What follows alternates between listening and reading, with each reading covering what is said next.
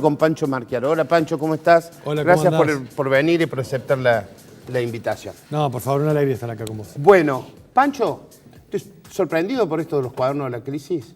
Sí, la verdad es que es un tema que nos pasa un poco lejos de la cartera de cultura, pero No, bueno, pero tema. como ciudadano, con hombre que Sí, tiene inquietudes sí. políticas.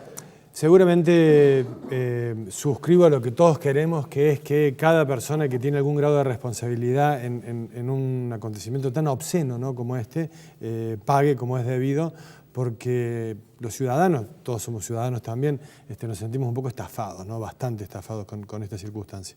Y yo creo que este argumento de que aparecen en un momento de coyuntura o de crisis es completamente falaz, porque lo que nos interesa saber es si ha habido o no un delito, independientemente de cuándo se da a conocer esa circunstancia. Y de quién lo diga. Por Si supuesto. hay pruebas, eso ya queda absolutamente en un segundo y un tercer puesto, o plano, digo, sobre todo sobre las coyunturas de las que se hablan o de las personas que hacen la denuncia, ¿no? Sí, porque más allá de los cuadernos en sí mismos, que son una suerte de bitácora del horror y de la corrupción, lo que está presente es una investigación judicial que ha acumulado un montón de antecedentes y de pruebas, o sea que es coyuntural los cuadernos y su aparición, y lo significativo es la investigación judicial, que evidentemente tiene mucho grosor, ¿no? A mí me dio la impresión, Pancho, que era una cosa seria, no porque hayan estado periodistas en el medio o antes, sino cuando un diario del prestigio del diario La Nación, a través de sus periodistas,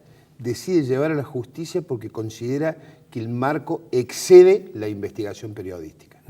Entonces, digo, si un diario serio como La Nación aporta eso antes de publicar y se olvida de la primicia, de todo lo que tiene que ver con el show mediático de estos tiempos, digo, empiezo a darle otro valor habida cuenta de quién es el que arrima la investigación o los primeros palotes de esa investigación, ¿no? Sí, sí, ya más cerca del tema yo creo que probablemente se transforme en un caso de estudio, ¿no?, a posteriori por el procedimiento que utilizó el diario para publicarlo, la denuncia previa y por la magnitud que tiene la investigación, ¿no? Si la justicia avanza, que parece que va a ser así, y se determinan las responsabilidades y las culpabilidades, que mientras tanto se presume inocencia, pero si se corroboran las culpabilidades, que pareciera que va a ser así, seguramente estemos frente a un caso de estudio que quien te dice no se transforma en una película o en alguna novela, ¿no? Pancho, en realidad nosotros te habíamos convocado para hablar de dos temas, de cómo anda la agenda cultural, el teatro comedia, el año que viene el Congreso de la Lengua, y también sobre esta situación. Vos tocaste de refilón recién la coyuntura, la crisis. ¿Cómo impacta en la cultura? ¿La cultura es más débil para sostenerse frente a una crisis?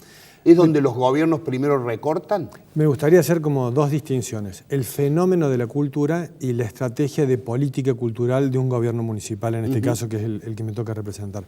Pero no digo por vos, sino hasta por los presupuestos nacionales y provinciales sobre el Claro, tema, ¿no? en relación a la estrategia de política cultural pública, lo primero que hay que decir es que cuando el Estado está ajustado se recortan seguramente todos los recursos, así que no les es ajeno, especialmente un ministerio como el de Cultura a nivel nacional, y en el caso de la Agencia de Córdoba Cultura seguramente atraviesa la misma circunstancia que atraviesa nuestra Secretaría, que es intentar optimizar el gasto y agregarle creatividad.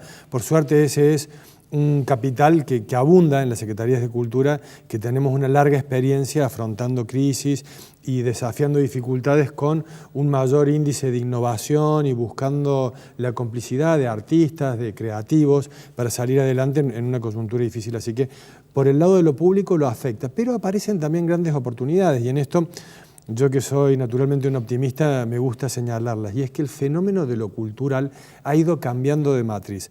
Vos fíjate que cuando se hicieron los objetivos del milenio 2015, la ONU, la UNESCO y CGLU, las ciudades y gobiernos unidos locales, establecieron 3 pilares del desarrollo sostenible: el desarrollo social, económico y medioambiental. Para el documento 2030 han suscrito todos los líderes mundiales la incorporación de un 4.º pilar al desarrollo sostenible, que es el cultural. O sea que evidentemente viene un viento de cola que pareciera indicar que la cultura va a pasar a ser un importante protagonista de la economía del futuro, como primera medida por su escaso impacto medioambiental. A diferencia de otras industrias como la metalmecánica o la textil, lo cultural tiene un índice de medioambientalidad muy alto. Por otro lado, tiene un componente que se celebra mucho, que es una muy buena tasa de distribución social de los recursos que genera. A mí me gusta visibilizarlo con Güemes. En la zona de Güemes trabajan 800 puestos de artesanos. A lo mejor hay 1.600, 2.000 personas que viven de una u otra forma a través de este puesto de artesanos, ya sean artesanos propiamente, diseñadores, personas que hacen algún tipo de manualidad. Y los recursos que consiguen, de cada 100 pesos, 80 van a masa salarial o se distribuyen entre los integrantes de ese emprendimiento. A diferencia tal vez de una fábrica de autos donde el 80% de lo que genera va a socios capitalistas, la bolsa, amortización de inversión, matricería, derechos internacionales. Entonces, lo cultural tiene ese enorme motor del desarrollo social que hace que cada vez más se apueste por ellos. En ese sentido, la gastronomía, por ejemplo, es un ámbito que viene creciendo muchísimo. Para la gente la gastronomía siempre fue un componente asociado al turismo, pero desde hace un tiempo a esta parte se la entiende como un fenómeno antropológico, etnográfico, y de hecho... Cada vez más cultural, ¿no? Claro, y en la Secretaría de Cultura uno de los 8 subsectores que abordamos de la economía creativa es el gastronómico, los diseños, como te mencionaba recién, y ya acercándome un poco a la agenda cultural de la ciudad. En julio hicimos el Festival Córdoba Diseña, se vendieron cerca de 2 millones de pesos en un evento que no está pensado para vender, sino sobre todo para que los diseñadores de Córdoba visibilicen su producción en marroquinería, en indumentaria, en impresoras 3D. Entonces, el campo de lo cultural seguramente va a ser un agente de transformación, y en el medio de la crisis, más de una persona que antes tenía una relación laboral sólida o continua y que sale a un emprendimiento, se inclina por un proyecto de cerveza artesanal o un proyecto de un restaurante o pone su pequeña agencia de publicidad, de diseño, todos ámbitos que tienen que ver con lo cultural. Así que yo creo que la crisis nos pone en una circunstancia compleja, difícil, pero también tiene grandes oportunidades, y en ese sentido lo cultural siempre termina creciendo un poco. Una pregunta de sentido común, que no sé si le toca a la municipalidad en este caso, si es la municipalidad la institución que debe hacer eso.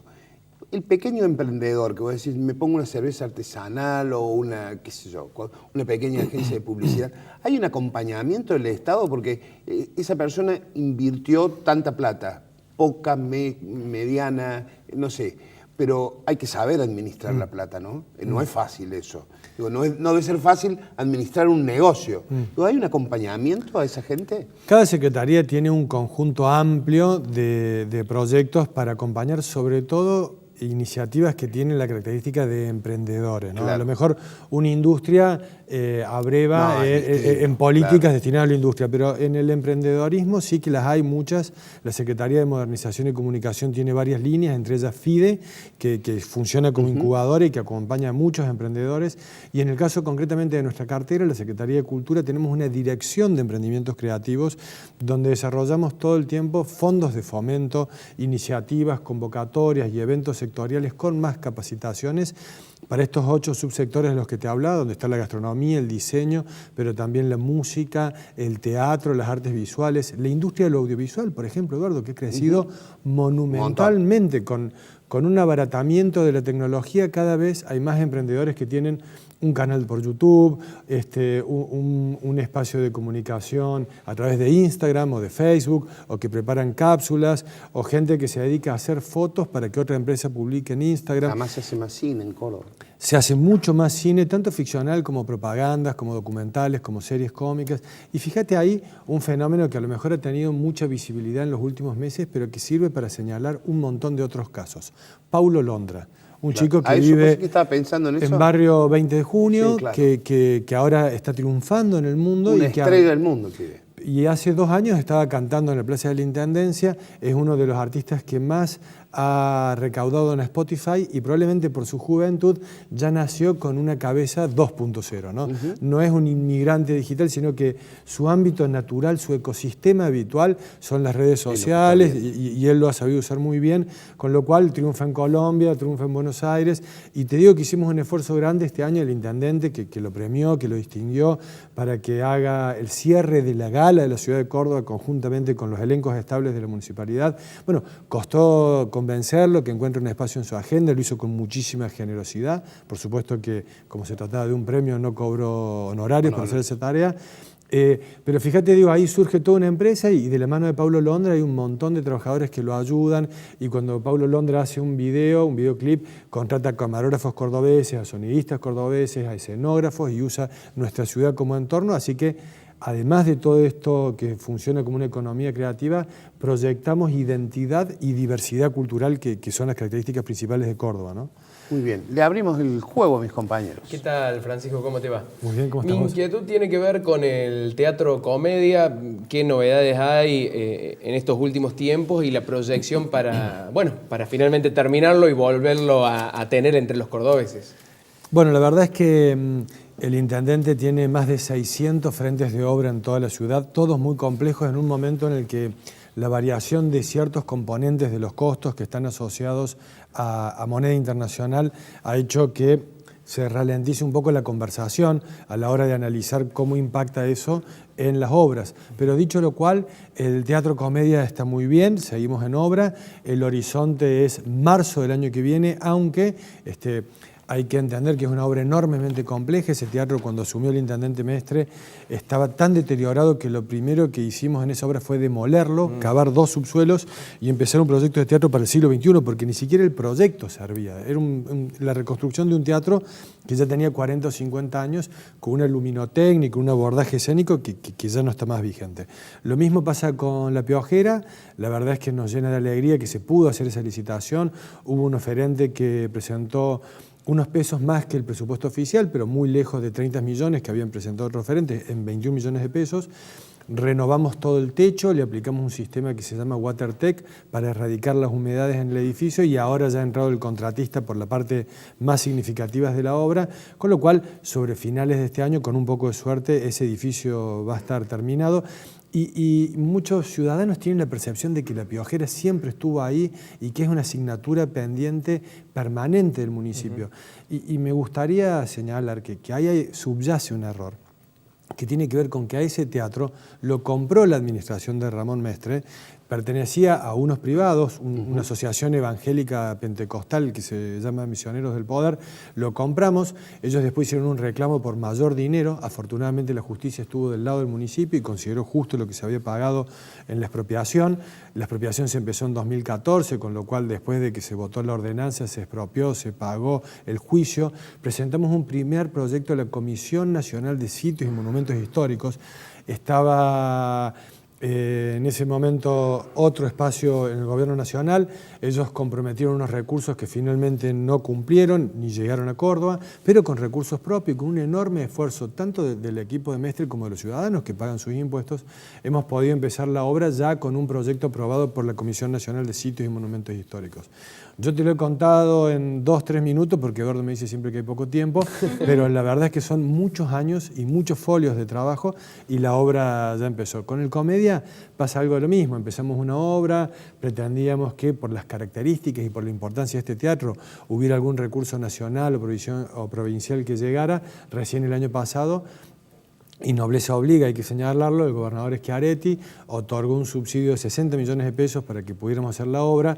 Por supuesto que ahora hay una discusión remanente sobre una diferencia del costo original al costo en el que estamos, pero yo creo que el Comedia va a estar con suerte para marzo del año que viene en el marco del Congreso de la Lengua, La Piojera debería estar antes, y se llamó a licitación el viernes de la semana pasada para la refacción total del Centro Cultural General Paz, otra asignatura pendiente que teníamos en la Secretaría, con lo cual estos 3 proyectos seguramente, y volviendo a la pregunta que me hacías vos, Eduardo, van a contribuir con el desarrollo de esta economía cultural que además nos define mucho los cordobeses. Vos fíjate que, por ejemplo, en materia de turismo, turistas que vengan a nadar en el río Suquía, hay más bien pocos, o a disfrutar de nuestras playas. Y en Córdoba ciudad Lo cierto es que los turistas vienen por nuestra vida cultural, por nuestro cuarteto, por nuestro patrimonio arquitectónico, por nuestra noche, por nuestras universidades. Turismo religioso. Turismo religioso, con lo cual ahí es donde están las oportunidades de esta economía creativa del futuro, que tiene además una población y unos protagonistas fundamentalmente jóvenes. Y esa también es una buena noticia. Pancho, caminaba por la Plaza San Martín y me encontré con un monumento nuevo, moderno, que tiene una cuenta regresiva. Supongo que esto tiene que ver con el Congreso de la Lengua. ¿Cuál es la fecha? Y también, si mal no entiendo, van a venir, bueno, autoridades muy importantes de España también. Sí, lo hicimos como si el estrés habitual de nuestro trabajo fuera poco para estresarnos Hay aún un más. reloj enorme. Pusimos al frente de mi oficina una cuenta regresiva que todos los días me dice que faltan 250 días, 249 días para el CILE, Congreso Internacional de la Lengua Española. Hay que recordar que estos acontecimientos, que son un gran ánimo de debate sobre la situación del idioma, pero, insisto, no se reúnen a ver dónde va el tilde, sino conversaciones muy generales. Claro. Han tenido lugar, por ejemplo, en Rosario, en 2004, se realizan cada 3 años, en Puerto Rico, en Cartagena de Indias. Son acontecimientos de una magnitud muy significativa, le cambian la vida a una ciudad, y si no le cambian la vida, por lo menos la seducen un poco. Sobre todo en el caso de este congreso, cuyo paradigma no solo pretende que el Congreso de la Lengua venga a Córdoba, sino que Córdoba esté presente en el Congreso también. Va a tener lugar en el centro de la ciudad. Hemos hecho una comisión muy amplia, muy compleja, que hace más de un año que viene trabajando. Hay referentes de 3 o 4 ministerios nacionales, la Agencia Córdoba Cultura, la Agencia de Turismo, desde la Municipalidad solamente hay representantes de 4 secretarías. Esto va a ser 27, 28 y 29 de marzo. Seguramente se va a disponer después una mecánica para dar a conocer quiénes van a ser los invitados, cuáles van a ser las sedes. Por supuesto que estamos al tanto, pero estamos buscando que la comunicación sea unívoca, pero a todos los otros congresos ha venido el rey de España. Ahora no me está atendiendo el cuerpo, pero creo que va a venir también para Córdoba. Y de la mano de la presencia del rey, otros dignatarios, por supuesto que grandes autores, pensadores, periodistas, así que va a ser un relumbrón para la ciudad. Y está previsto que durante la Feria del Libro, en marzo, estoy obligado a vender productos, así que tengo que hablar de las ferias que organizamos. Hable de la Feria del Libro. Pero durante la Feria del Libro, en principio, referentes de la Academia Española de la Lengua y del Instituto Cervantes nos van a acompañar y seguramente harán algunos anuncios más sobre quiénes van a ser los referentes siempre de talla mundial que nos van a acompañar. Y de la mano de eso, déjame que te cuente que la Feria del Libro y el Conocimiento este año va a tener lugar del 6 al 23 de septiembre. Pronto son las fechas habituales que tiene la Feria del Libro. El curador de esta edición es José Heinz, una persona muy joven, claro, que vos lo conocés porque mucho. Es colega de la Voz del Interior. Trabajamos juntos muchos años. Es un chico que tiene un pensamiento, como hablábamos de Paulo Londra, muy vinculado con la tecnología. Bien disruptivo. Claro, y nos dimos el gusto de elegir un curador muy joven después de haber tenido eminencias como el semiólogo Héctor Smukler, o como Norma Morandini, como Tununa Mercado, Leandro Calle. Después de que esta idea del curador, que al principio casi se lo deletreábamos a la gente, ¿no? Tenemos un curador, y nos miraban como diciendo, ¿qué será esto? Ahora hemos podido elegir un curador que también renueva esta feria, que ya el año pasado se empezó a ver distinta, ¿no? Con un impacto de la tecnología, con más redes sociales, con los domos, con una idea de un paseo. Va a ser una feria que va a inundar la ciudad porque todos los autores que vengan van a estar presentes en bibliotecas populares, centros vecinales, escuelas, colegios, en toda la ciudad. Y fíjate qué lujo, pocos días antes de que oficialmente empiece la feria, nos va a visitar Leonardo Padura, que es un autor referencial, uno de los grandes bestsellers del año pasado, que fue El hombre que amaba a los perros, es de su autoría. Y él va a estar presente en agosto, la semana que viene, un poco como actividad de lanzamiento y de presentación en la feria, y nos va a coincidir con la Feria de Arte. Perfecto. Que va a tener lugar del 16 al 19 de agosto y donde las galerías de todo el país encuentran en la Plaza San Martín y en el Cabildo un espacio para que la visiten todos los cordobeses. Es una de las pocas ferias de arte que es de entrada libre y gratuita y con una impronta muy contemporánea y muy regional, ¿no? El país invitado va a ser en esta ocasión Perú, después de que lo haya sido Bolivia, Brasil, en fin, una feria bien regional. Pancho, en breve te volvemos a invitar, pero ahora la clásica, nos quedamos sin tiempo. Muchas gracias por tu visita, realmente, muy interesante.